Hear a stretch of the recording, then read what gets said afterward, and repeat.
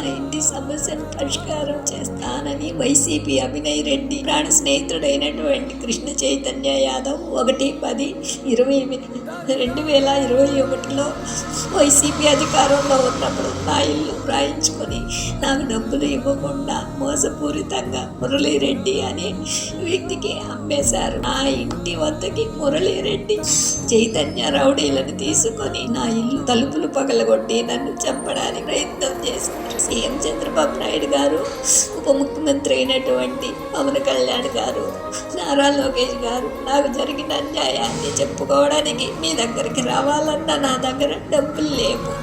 మీకు దండం పెడుతున్నాను, నన్ను కాపాడండి. నా ఇంటి మీద అప్పులు ఉన్నాయి, నన్ను అప్పులోళ్ళు చాలా ఇబ్బంది పెడుతున్నారు.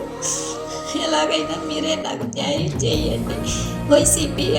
వైసీపీ వాళ్ళు చైతన్య మురళీరెడ్డి నుంచి నన్ను రక్షించండి.